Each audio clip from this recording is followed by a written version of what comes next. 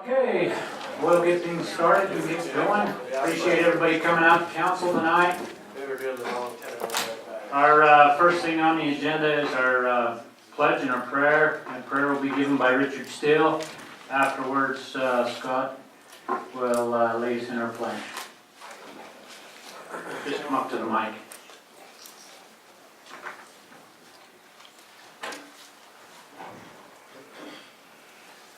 Dear Heavenly Father, we thank you for each and every person here tonight. We thank you for this great land, and we ask thy blessing on our city and on our country. We ask for thy spirit tonight for guidance on our council members to give them wisdom and strength. We ask this in the name of thy Son, Jesus Christ. Amen. Amen. Thank you. Please rise and repeat the pledge of allegiance with me.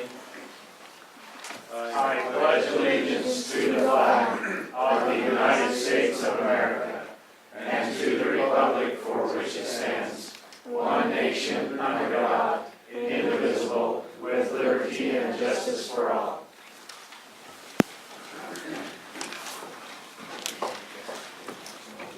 Okay, first thing is the consent agenda. Do we have any motions or discussion on the consent agenda?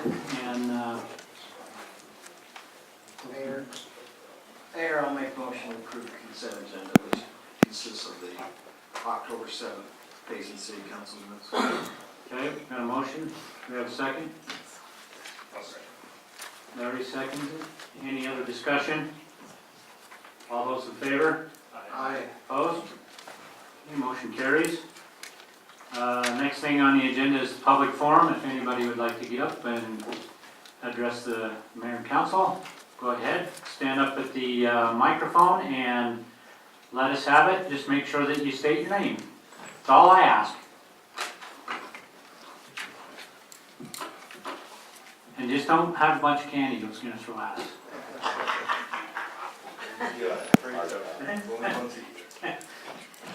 I look for more than that, though.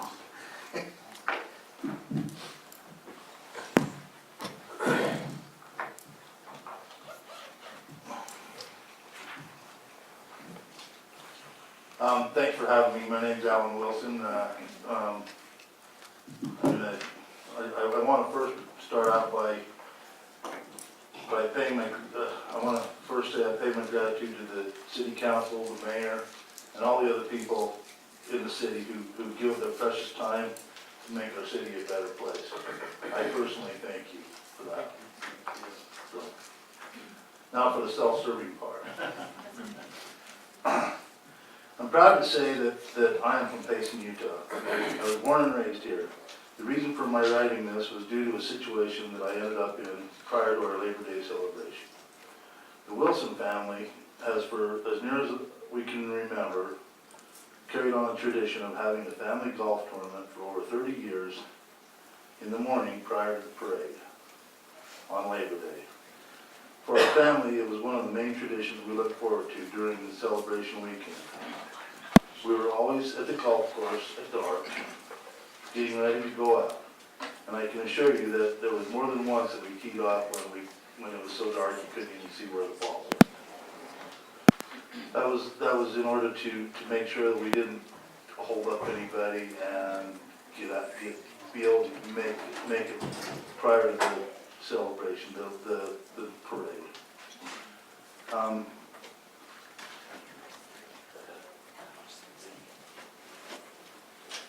We have always appreciated the fact that we were penciled in for the first tee boxes, and we always hurried around not to hold up anyone and causing loss of revenue. This coincided with another prominent family from Payson who have done the same tradition as the Wilsons for many years, for many of the last years. The two families have alternated playing the front or back nine, whichever year we were on. This year was as usual. I called up the golf course to confirm our tee times. Tracy, the pro at Gladstone, who has always been very cordial and professional, and still was, by the way, had a difficulty in providing us these tee times. His business decision was that it made no sense to provide a tee time for 9 holes when he could possibly leave them open to fill group that could possibly play 18 holes. His solution was to have both groups go out on the, both families go out on the back nine. There's a problem there because then one of our families wouldn't make the parade, which we look forward to. The golf pro's concern was, and I quote, "How can I stand in front of the city council and justify selling 9 holes at $21 when I could possibly potentially fill it with a person playing 18 holes at $42? That point is true when we have in the past averaged 16 people playing golf. That would mean that the course could potentially lose out on a small portion of revenue, but only from dark to the first scheduled tee time, which could be the first 20 minutes of time. The end results were that we did not have our annual family golf tournament. The direct results from our family alone was we had 2 families cancel hotels at the Comfort Inn because they didn't need to be at the golf course at dark 30. I always spend $200 to $300 in merchandise for merchandise at the pro shop to give us prizes. People that usually come to Labor Day festivities did not come, 3 specifically because of golf. 4, the most important item, which is priceless, was that the tradition was broken and was based upon a business decision driven by the potential of making a few possible extra dollars more, or mainly the first 20 minutes of the tee times, which by the way, we're going to be paid for by paying customers anyway, us. Could I have paid the extra money? Yes. Should I have to pay for 18 holes to only play 9? A resounding no. I'm proud to live in Payson and be a part of this great community. There are many paths that a city can take, some by choice and some are not. Payson is a great community and a great place to live. We may not have as much retail taxes available, but that is what it is. Let's not forget some of the most important things that Payson does have. They should hold it in high regard, and that is life, families, and tradition. As a business taxpayer of the city, as well as a residential taxpayer of Payson, whose part of my taxes support the golf course budget annually, I thank you for your time. Thanks. We'll look into that. Do we have anybody else would like to come before the council? Okay, seeing none, we'll go ahead and close the public forum. And staff reports. Do you have any staff?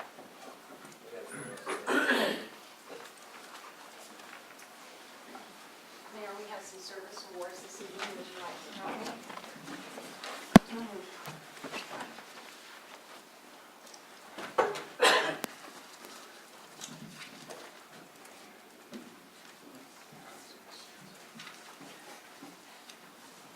Oh, wait just a minute, see if we got the picture.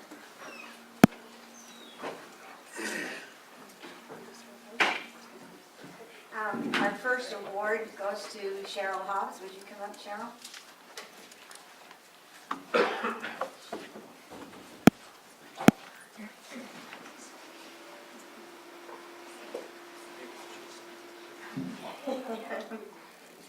Cheryl began her career with Payson City as a volunteer in the ESL program in 1990. In that capacity, she assisted many Payson residents in improving their educational and job opportunities. Cheryl accepted a part-time position as utility service clerk soon after, and in September of 1995 accepted a full-time position as secretary of the Planning and Zoning Department for Payson City.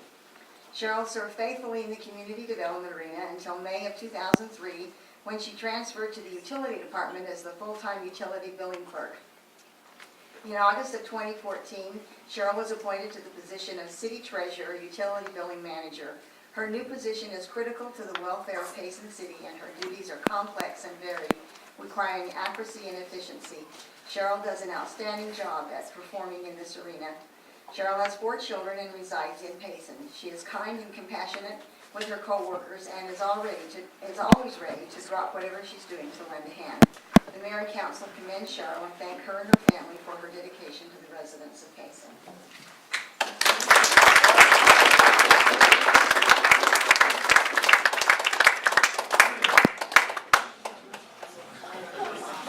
I'd like to just congratulate Cheryl, and Cheryl's one of those ones that always sits back in the shadows and does her job, and I can't tell you how many times I've come down late at night, 9, 10 o'clock, and she's here, and or 6 in the morning, so I appreciate her more than most people know, and she's a great employee.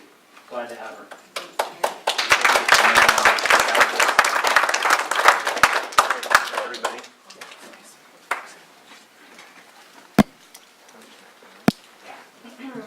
Jesse. Our next award goes to Jesse Bennett for 10 years of service. Woo, go Jesse. Jesse began with Payson City as a temporary seasonal worker in July of 2004. He became a full-time parks maintenance worker in June 2005, where he has been a dedicated worker until 2009 when he transferred to the Culinary Water Department as a water maintenance operator. As part of the public workforce, Jesse has been a valuable asset in construction and maintenance of the city infrastructure. Jesse recently accepted a position on the City Employee Health and Wellness Program Committee. He is dedicated to health and wellness in his own life, and his goal is to motivate his co-workers to do the same. He and his wife, Tashina, and their little daughter currently reside in Payson. The mayor and council commend and thank Jesse and his family for his service to the residents of Payson.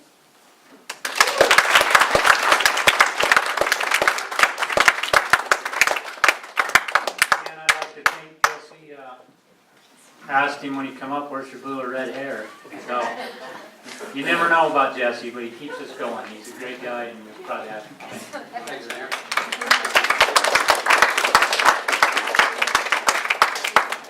The next award, it goes to our animal control officer who has left us and gone to work in Salem. But I wanted to announce that he has passed his 10-year service to Payson City and thank him for his service. And we'll get his plaque to him later. The next one, Chief Bradley has asked if he could award this one, and this is for Mimi Sandoval. And she has 10 years.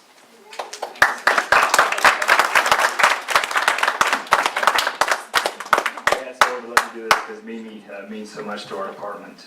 Mimi started here in 2003 as a reserve and was hired full-time in 2005, if I'm right. I wasn't here, but I think that was about then.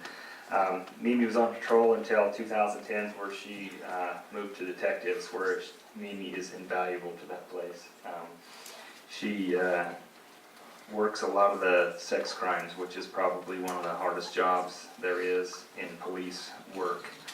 And I've been told by many individuals, the county attorney, the Utah Attorney General's office has also mentioned to me how valuable Mimi is to our county, to our city, and that she is a top-notch police officer as well as a person.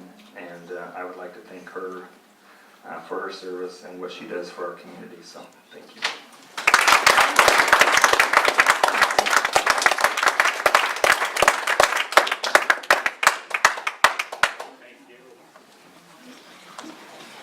We're just going to show the rest of the pictures now that we got this working.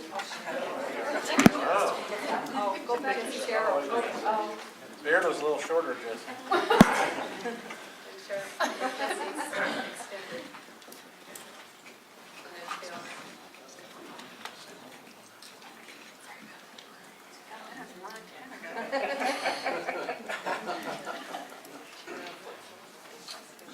Okay, again, I want to thank the employees that I've said it time and time again, we still have some of the best employees around, and they worked here a long time, they know their stuff, and we appreciate all that they do.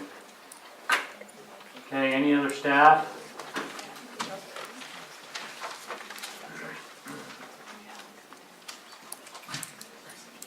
The last 2 weeks, the Salem, or excuse me, stuck on Salem, sorry, Payson City Police Department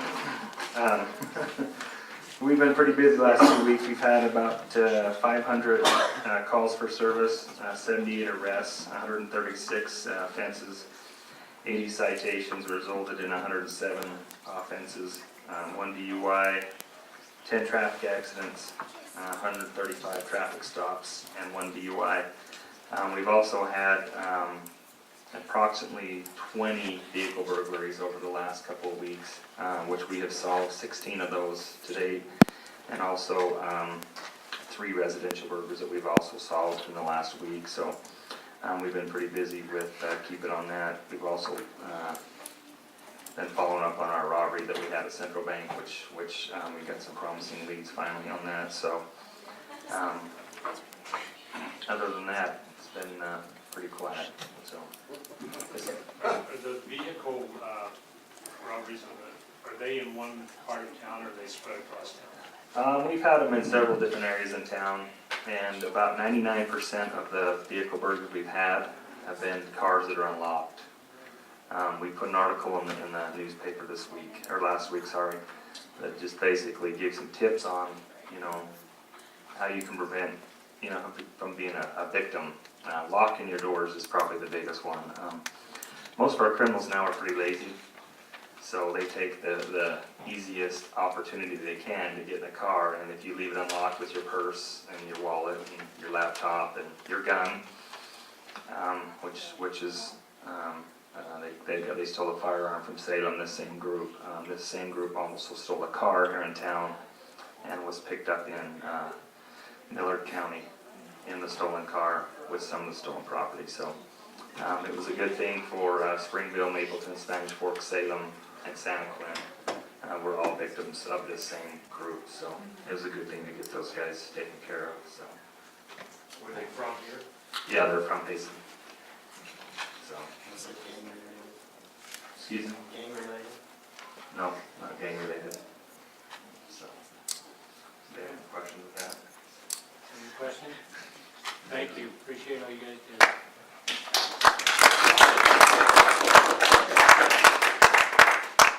Just a couple of things, Mayor and Council. First is the EIS study you got that's doing the interchange study. They want to come and present to the City Council some of their findings to date. They're looking at November 18th, which is the second council meeting in November. The question is they need a little bit more time, just a few minutes, so wanted to do a work session at 5. Wanted to know if we'd have a quorum, or if you could be here at 5 to let them present with their findings. Just wanted to throw that out to you if you... Any discussion, Ken? I was able to attend that meeting, the original one they had here. It is really important we be there. This is quite a bit. So I would recommend to It's an eye-opener. They met with the stakeholders today, a lot of the businesses and stuff. They had a several-hour meeting here. And the next step, they're going to have a public hearing December 3rd, I believe, but they want to come and present to City Council and just show some of the things they've been working on, how they've narrowed things down. So When is that again? it's the second meeting in November, the 18th. It's just our regular meeting, but if we could start at 5, that would give them at least an hour, maybe a little over an hour to present some of their findings. So we'll try to work that way and put that out on the agenda. The other thing is just a reminder to everybody, early voting is taking place this week and next week from 1 to 5 here at the City Center. Get out and vote. I'm going to sneak in before Travis gets up here. But I just want to give everyone a reminder that we have an open house tomorrow for the South Utah County Active Transportation Plan. So I sent you some information, sent some information to the candidates, but I wanted the public to know. I think we've reached out through our Facebook page and through the Payson Chronicle. I think the Daily Herald did an article on it. But the communities in South Utah County are putting together an active transportation plan to find ways how we can connect the South Utah County cities with trails, bike lanes, other transportation networks. And so tomorrow night is really the big kickoff for wanting to get a lot of feedback from the residents in South Utah County or anyone that would be utilizing those facilities. And so the open house is at North Park in Spanish Fork, so it's the park that's next to Costco. in that pavilion. And so it's a family-friendly event. There's going to be free food and beverages. There's going to be interactive maps, a lot of things for you to do. So stop by between 5 and 7 and provide your input of trails that you like, routes that you like, some of the barrier storage systems, some things that you would like to see to expand those facilities in South Utah County. And here's a flyer here if anyone wants to take those, because it's got that information as well as the project website on there. Mayor and council, just a couple of updates. On that 780 West CDBG project, they've paved it, so the paving's all done. They still have some of the sidewalk to finish and the landscape tie-in, but if you haven't been down there, the asphalt is all done. And we ended up doing another little change order on 9th South just because the asphalt was so degraded on there to fix that too, just so we didn't get a lot of complaints about that.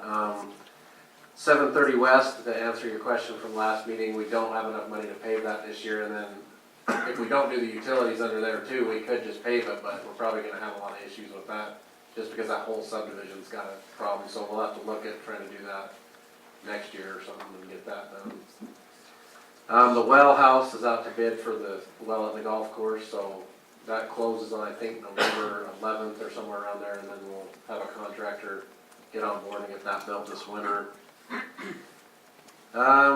We got some news yesterday that UDOT has now approved a new signal line at 1400 South and SR 198, so that will, the funding won't be available probably till July, so it probably won't happen till next summer or fall, but it is approved. They did warrant it, so that will go in. And that will, it was close anyway on the traffic count, but the accident rate is what pushed it over the one they decided to do it.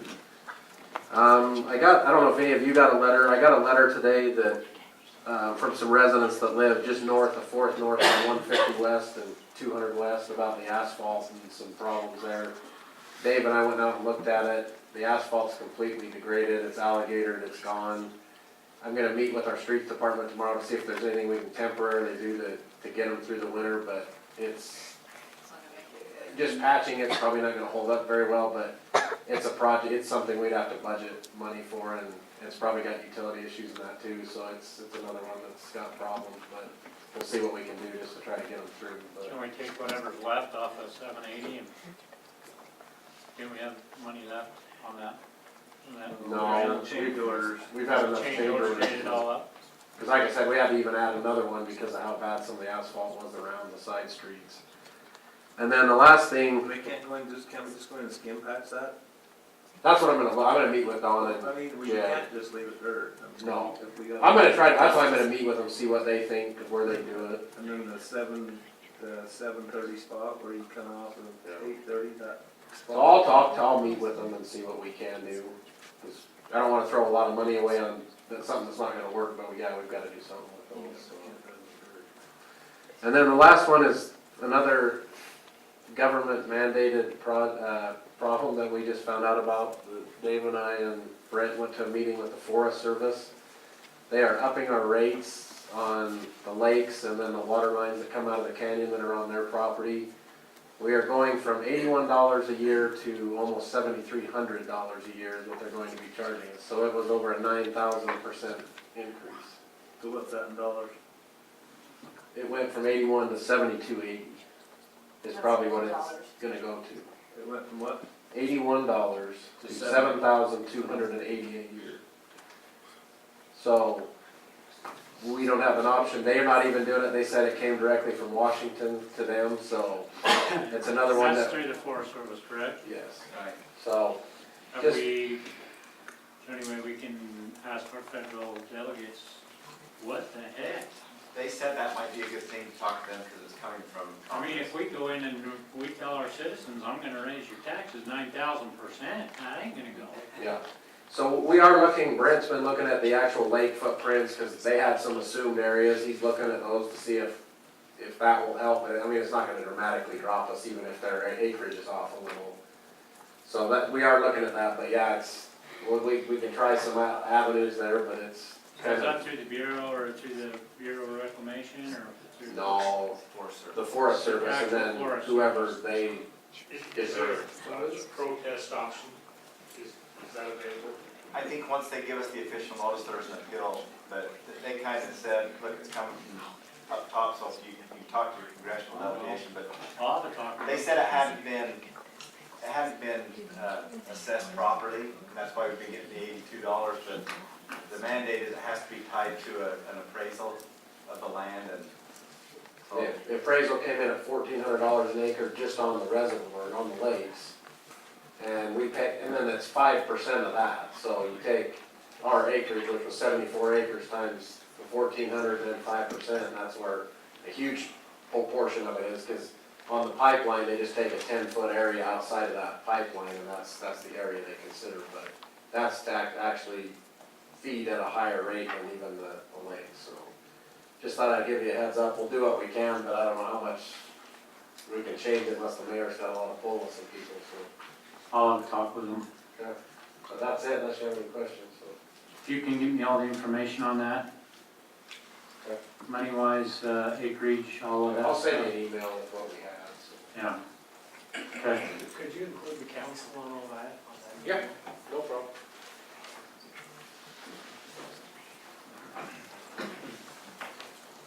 Mayor and Council, just a couple of things. Next week on Monday, we're going to have a coordination meeting with the PTP and our staff to coordinate Christmas lights for this year. And then, just so you know, our gymnastics team is going to the last competition for this year. They're going to South Jordan in December on the 4th and 5th, so we're excited for them, and they'll go and hopefully present well. And then we also are still taking registrations for wrestling and youth volleyball, and that will start next week. And then the following week, we have women's volleyball and men's basketball starting.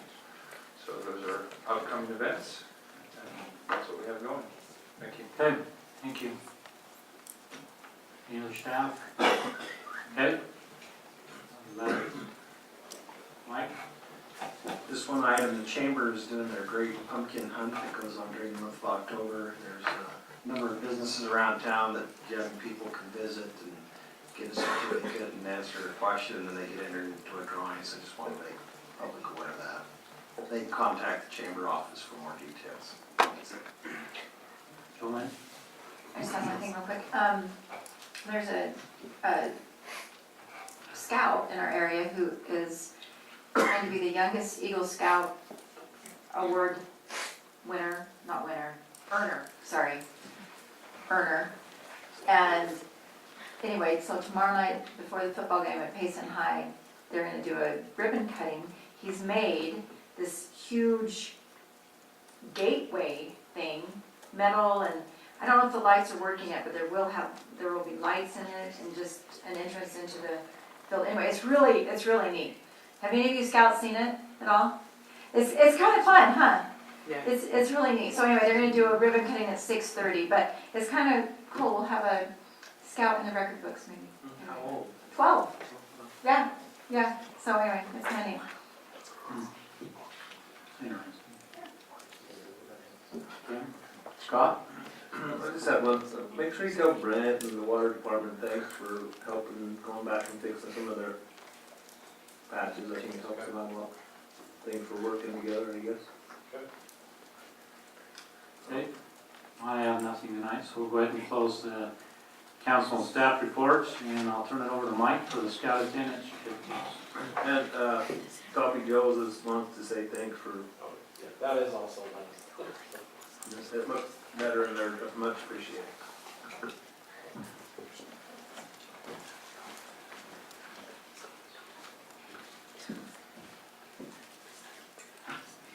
As always, we're very excited to have scouts in attendance at our meetings.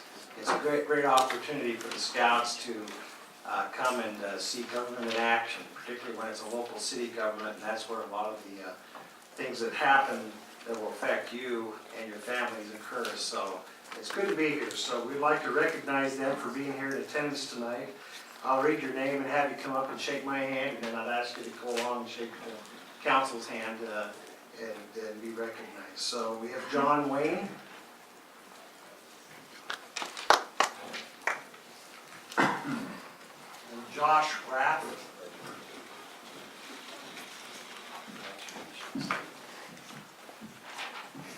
Jose Torres.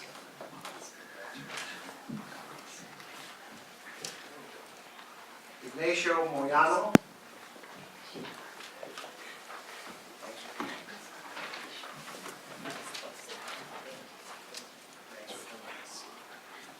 Danielle Sandoval.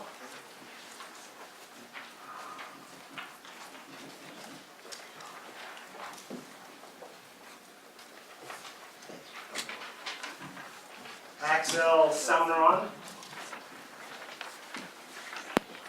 And the last one's Leo Castro.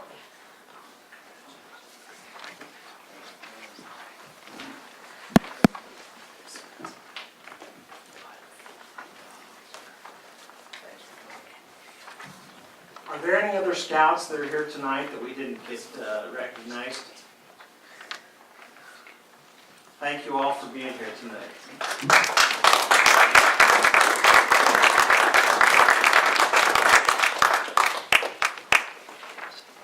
Again, we thank all of our scouts for coming, and we thank the leaders for taking their time to bring them. So I know that takes some effort, and we appreciate all you guys do. Okay, next thing on the agenda, do we have a motion to go into public hearing? I'll make the motion. We got two motions. We have a second. I'll second it. Okay, got a motion and a second. All those in favor? Aye. Opposed? Okay, we're now in the public hearing on the proposed amendment to Title 19, and I'll turn the time over to Jill. And just for clarification, council, it was noticed in the paper as amendments to Title 19, zoning ordinance, and Title 20 subdivision ordinance. At this time, our focus was on zoning, and so we're only looking at the new business park development zone. So your motion tonight will only be for the amendments to Title 19. So just as a little overview, I know I included the information in your packet, but just want to give a little bit background of how we got to this point. But many years ago, the business park was formed it was formed under the Redevelopment Act of Utah Code. It was formed as an economic development area. It went for about 25 years, I believe. They could correct me if I'm wrong, but it concluded in 2013. It's basically is what the EDA did for the community is it provided tax increment for us to purchase property and to improve the roadways, utilities, different things in the business park to promote new industry. There was also master declaration of CC&Rs that were recorded against the property as part of that economic development area. But now that it has concluded, staff is proposing that we release or relinquish some of those regulations in the business park for a couple of reasons. First is for zoning considerations.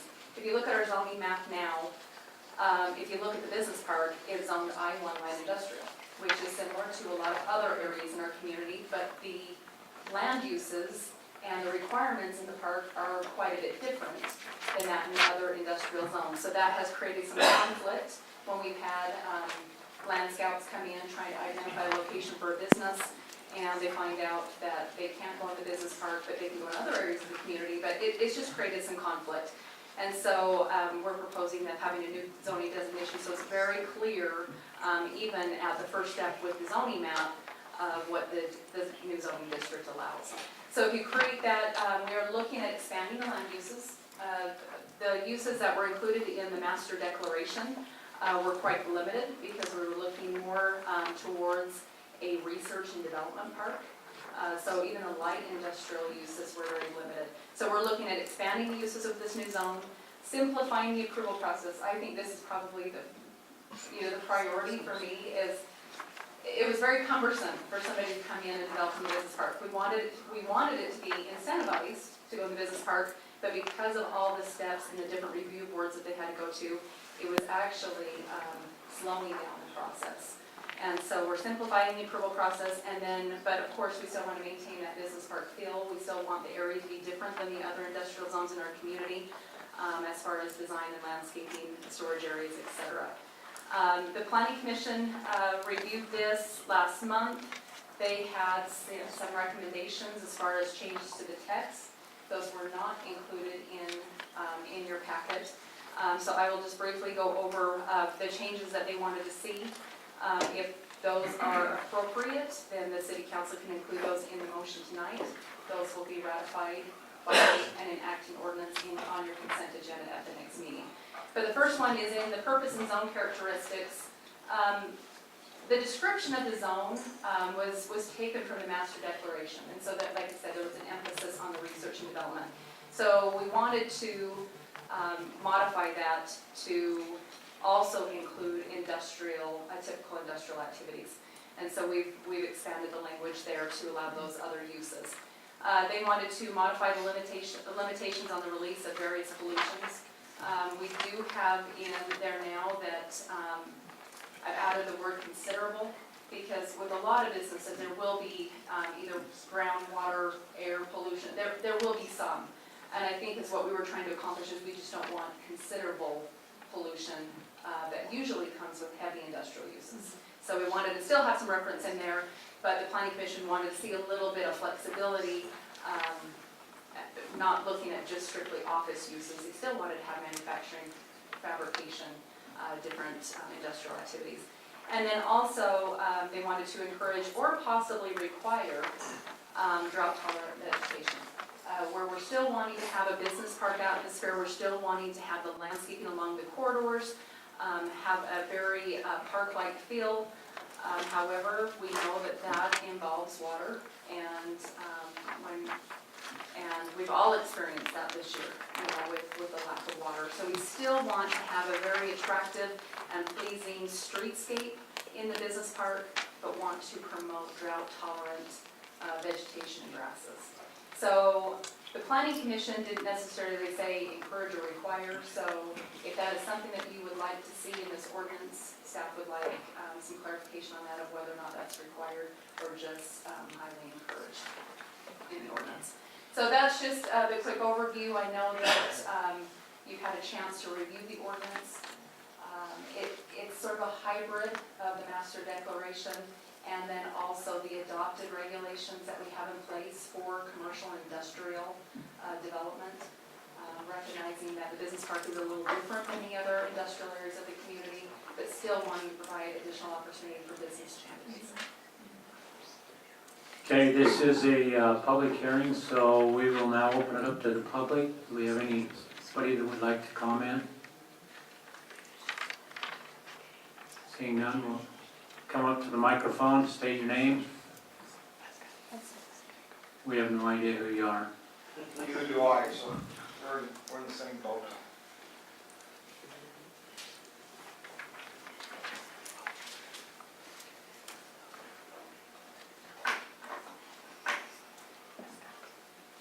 Jim, Jewel, I just have a question on expanded land uses. Jill, what were we restricted to and what are we opening up to? For example, well, as I mentioned, the uses were really technology-based, research and development-based. So we were looking at more office uses or testing facilities, maybe call centers, different things like that. But when it came to just your typical industrial uses, whether it was a small or a large manufacturing operation, it was very limited of what types of uses could go on in there. So we've added distribution, manufacturing, fabrication, processing. I mean, we've really opened that up, where before it was just very limited to some manufacturing, possibly even distribution. That was one of the things that even the owner of Rocky Mountain ATV brought to our attention, because we did have another working group that helped us develop this ordinance. I guess I should have mentioned that. And that included business owners in the business park. And when he was even reviewing the master declaration, he says, my business wouldn't be allowed in the park. I mean, and it's there, it's established, and it's growing, and he's been very successful, but he said he wouldn't allow that. And so we've had to make a lot of changes that way. And then I know that our Economic Development Board, they're also trying to promote a business coming into the business park, which was a use that we didn't currently allow. And so, we're allowing those uses as well. So it was very challenging because, we didn't want to overload the area with uses that will have a lot of outdoor storage, that may detract from other businesses that could go in the business park or would more likely go into a business park setting than in other industrial areas. And we may find that we may need to change this again. We just think it's a really good start, that opening it up and just, taking into consideration what uses that we've had requests for in the past of allowing those. And just as with any other ordinance, we may find that we missed something, and we'll go through this process again. But we think this is a really good start.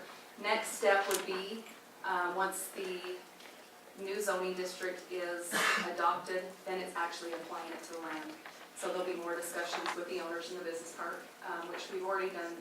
We've reached out to them before, but actually applying it to their property. But what we've heard from them and those that are here that have been in those meetings, we've received great feedback from business owners and property owners as well. I think that this will be a great thing for our community. Okay, anybody else?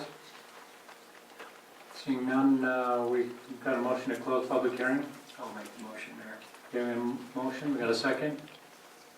A second. Motion and a second, all those in favor? Aye. Opposed? Okay, we're now out of public hearing. Do we have any discussion by the council? Kim? Jill, very quickly. Yes. On the section of expressly prohibited uses, I think it's slightly unclear on the third one. I think we can do a little something better there. The first two are specific uses, if you'll notice. So automotive and Machinery repair. machinery repair, and then And salvage and recognize, regular. those are specific uses. Products made from is not a specific use. Right. So I'm suggesting that if we just make this change, manufacture of products made from raw materials makes those three the same, so they're all uses then, and that last one just isn't very clear. Okay. Any other discussion? I have something real quick. Jill, gosh, a little while ago, well, it's been a long while ago now, I think. And we were talking with, I think Dan with Rocky Mountain and some others, about specifically building materials on the building. And relaxing that a little bit. And he had, I remember Dan had discussed a building or a business park in, was it Arkansas? It was somewhere. Kentucky, okay.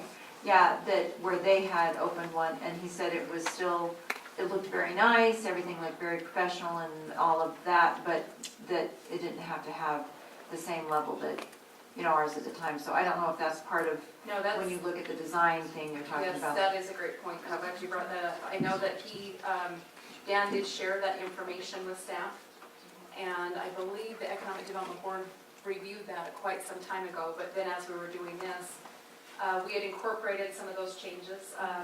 The first draft of this was still quite regulatory as far as design, and then when we met with that owners group, they recognized the need to enhance the front facade of the building and the entrance, the public entrances of the building, but wanted to leave it very flexible as far as materials and architectural design on the other four sides of the Right. building. And so we did include that,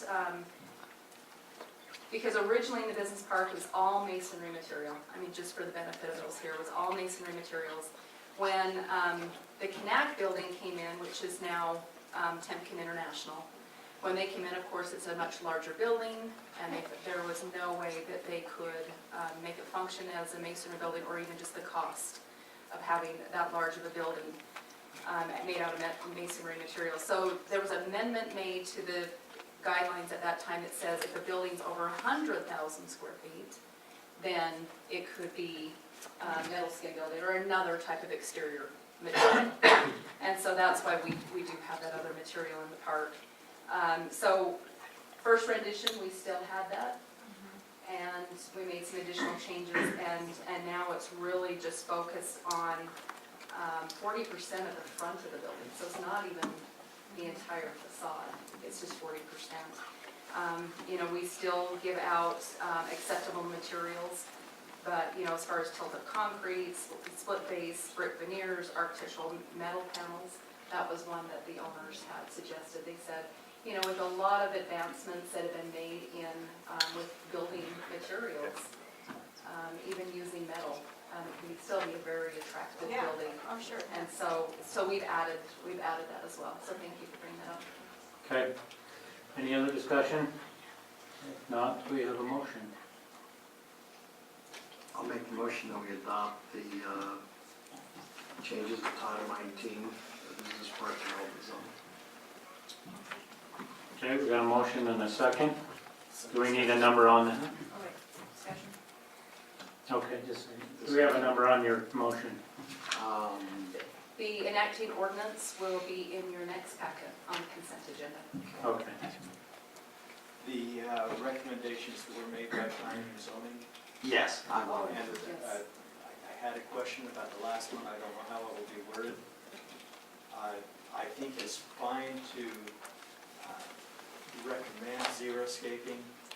I don't think we should require it. I would agree with that too. I think we should recommend it. Okay, so we got that into the motion? Yes. Sarah, did you get that? It's clear as mud? Okay. This is a roll call vote, so Larry? Aye. Aye. Aye. Okay, motion carries. Do we have a motion to go into closed session again? Or I mean, the public hearing? Yes. Okay, we got a motion and a second. All those in favor? Aye. Opposed? Okay, we're now in the public hearing again. This is on the approval for the accessory living units, R9, R19. Yep, so RMOA in the R19 zone. So we're gonna throw all sorts of acronyms out there for you.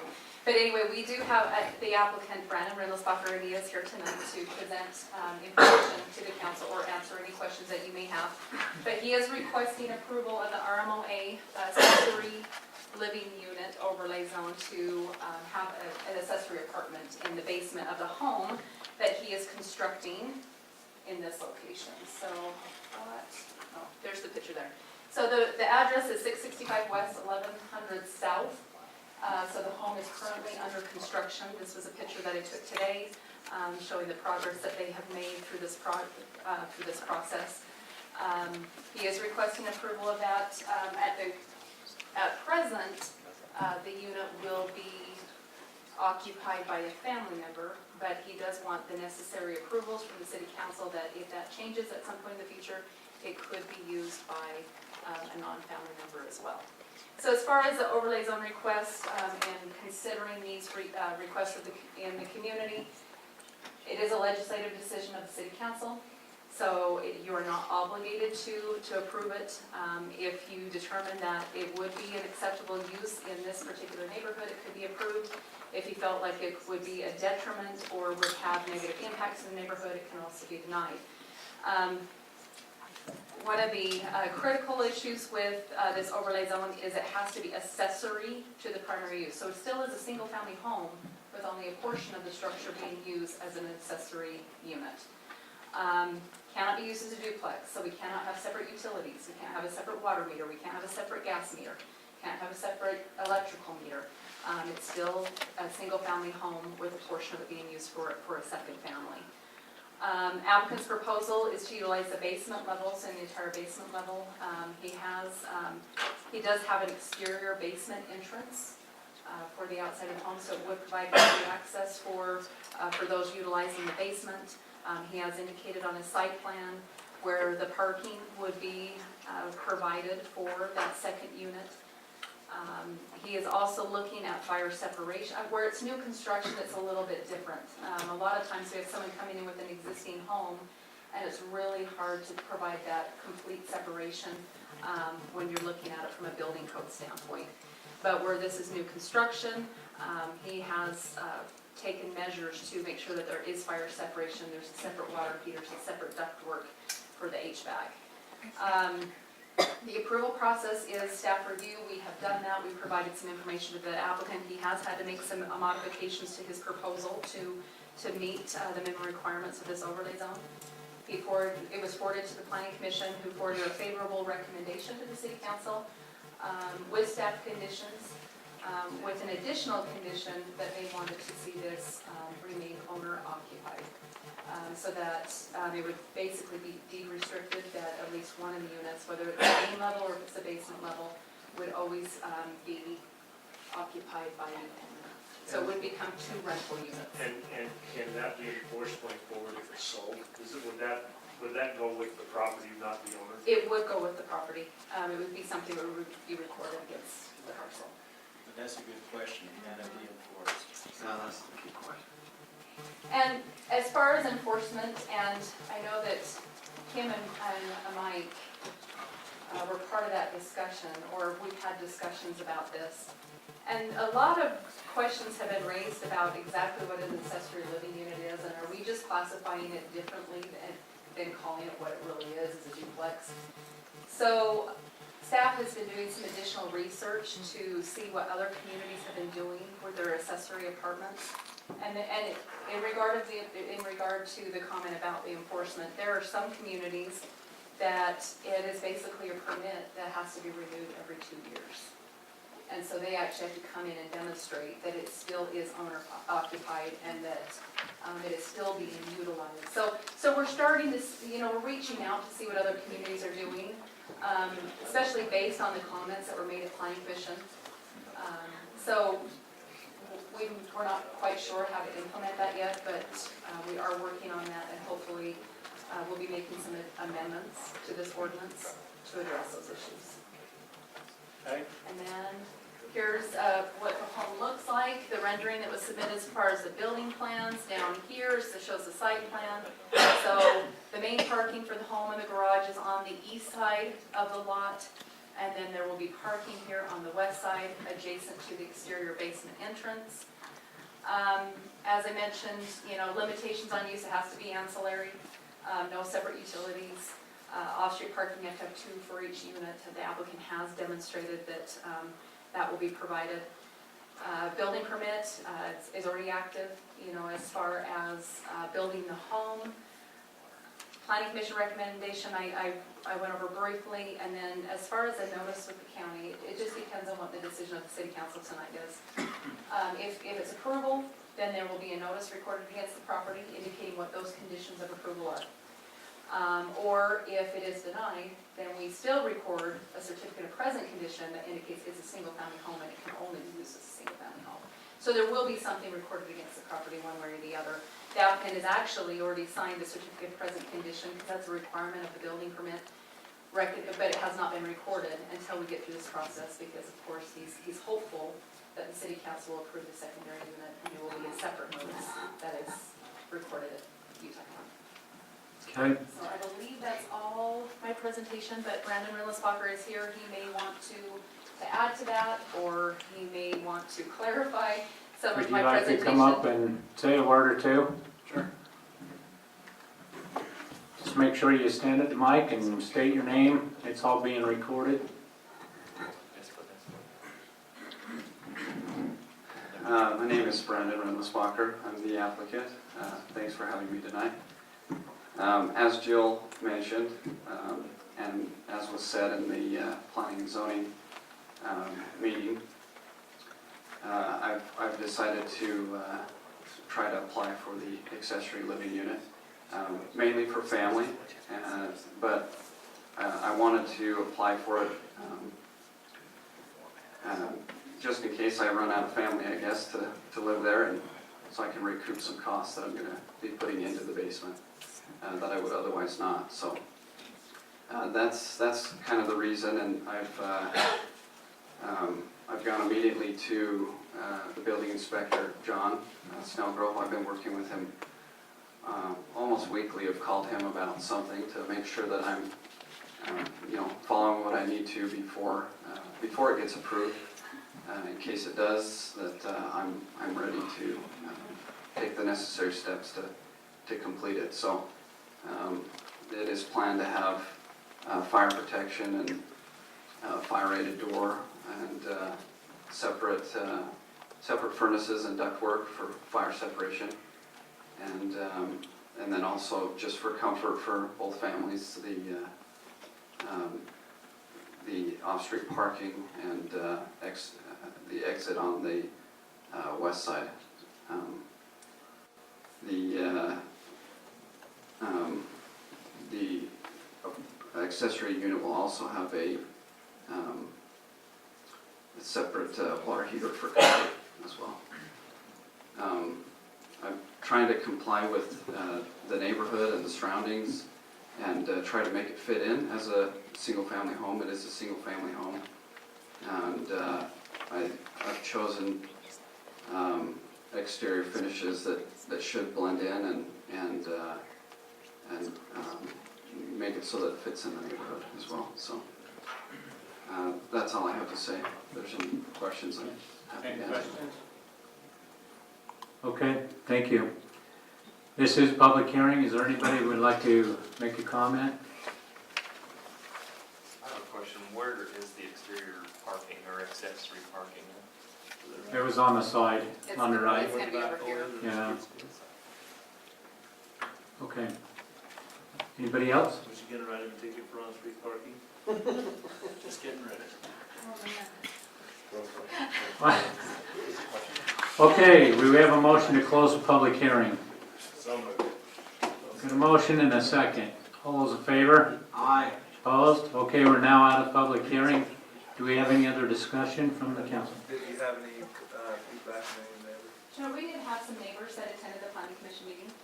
I think, well, actually, some of them got up in the public hearing, and once they had received more information and understood what the applicant was trying to accomplish, they were very supportive of it, and that might be the reason why they're not here tonight. But we did have 5 or 6 different property owners here at the planning commission meeting.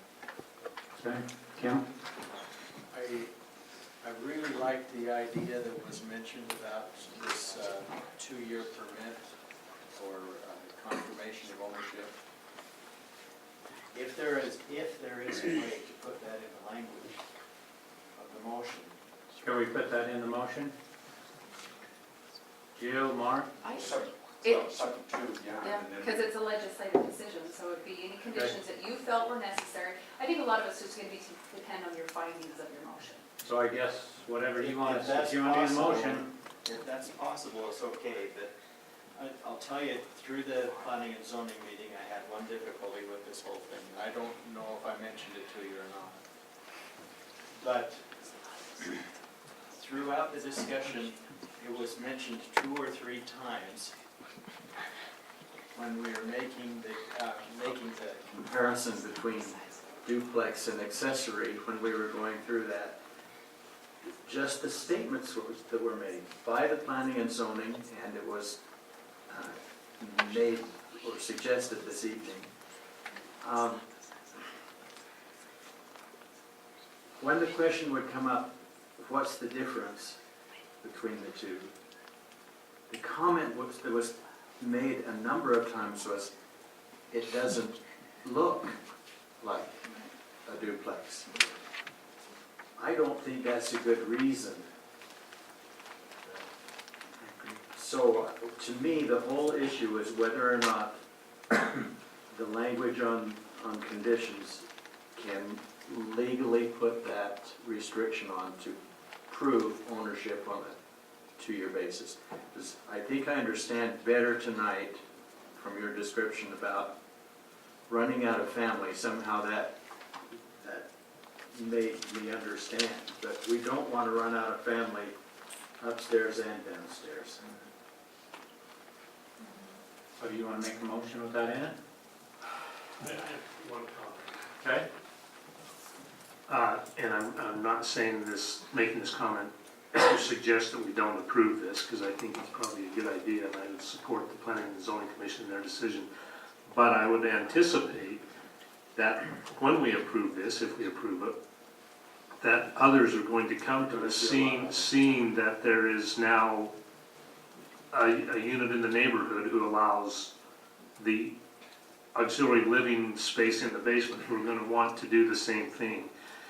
And obviously it's individual approval for each applicant that comes to us, but that, are we prepared for that, I guess would be my Will be question. setting the precedent. So now- And if we also set some guidelines with owner occupied and follow up with a permit. I think that's a great idea. I can live I'll with drive you that. down and show you every fifth house that's done it without coming to this body.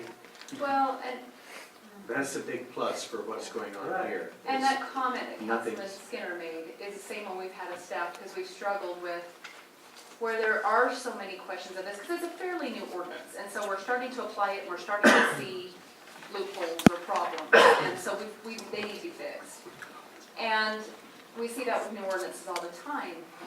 But the question we've asked ourselves too is this something that we could remedy quickly? Or do we need to take the provisions out of the ordinance until the new code is adopted? And I guess I'd look to the council also to see what your recommendation is. I mean, like I said, we've been reaching out to other communities, and there's other communities that are in the same situation now, trying to figure out how to take care of these. Because even from a building code standpoint, there's nothing that says a mother-in-law apartment or accessory dwelling unit. It's duplex or single family or multifamily. And so even with the building code, there's that gray area, how do we define it? And But it's So we usually may even parking be- that creates the issue anyway, doesn't it? right, and in this case, it's new construction. So, I mean, it's been quite easy for staff working with Mr. Rimmelsbacher because he's placed things on the site to accommodate what most people have limitations on. So, yeah, because there will be, I mean, as these are applied in certain neighborhoods, you'll find others that see it as an opportunity for them to have a separate unit or to help with their mortgage payment or whatever it may be. And we need to make sure that these regulations are refined so we can answer those questions that are coming up at these public meetings. But sometimes, Brandon, like, isn't it built in a way that say you decided to sell it down the road, you could turn it back into just a single family by? Yeah, there's no permanent separation at the bottom of the stairs, it's Right. a door. It's lockable for comfort of whoever's living there, so they feel safe. But it's, and for the fire protection. But you can just open the door or remove the door, and it can be a single-family home with, 5 bedrooms, 3 baths, 2 kitchens, 2 family rooms. So. Okay, do we have any other discussion or motion? Can I give a suggestion? No, we're not out in public. What? Go ahead. Instead of doing 2 years, at least, I would say 5, you gotta do at least 3. If you're trying to refinance a house, and you wanna appraise that house, there is added value to accessory apartments. If you limit it to 2 years, underwriters wanna see a 3-year timeline for everything.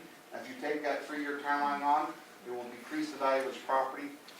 You're probably not planning on refinancing now, but you never know what happens in the future. You might need some cash or something else, and you just kind of hamstrung him on him being able to get into that equity of that house. Or even bogging down council after 2 years. Yeah. So make it, what, 3? At least 3, At least 3 to 5, 3 to 5. whatever you guys feel comfortable with. Okay. Three. How do you do it? Yeah? Stories haven't perfected, you know how to word it. 3 to 5 or a lot sell. Yeah. That's interesting. Yeah. That's a good idea. You go with that motion, you got it there on your letter. Is it on the tip of your tongue, Larry? You gonna do it? Hey, Charlie, what? Well, I want to do it right here. I'm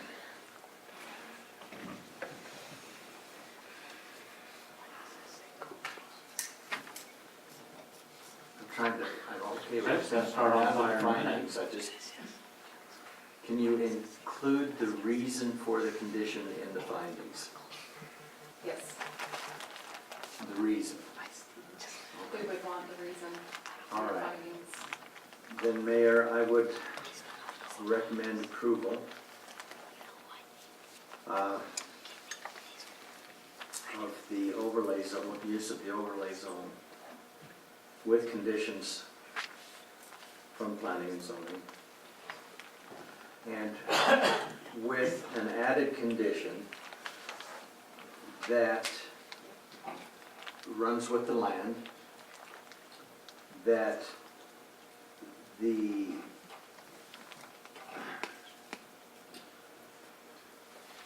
a confirmation of ownership be required and proved once every 3 years. Darn it, I skipped the addition you wanted to put on. Or upon sale. Or upon sale. Finding that allows us to have more control on the use of the property than just a wholesale approval. And it isn't, that it remains an accessory, that it does not change to a casita. And under a Payson casita. Didn't you want to say at least one owner living in the property? That's what we mean.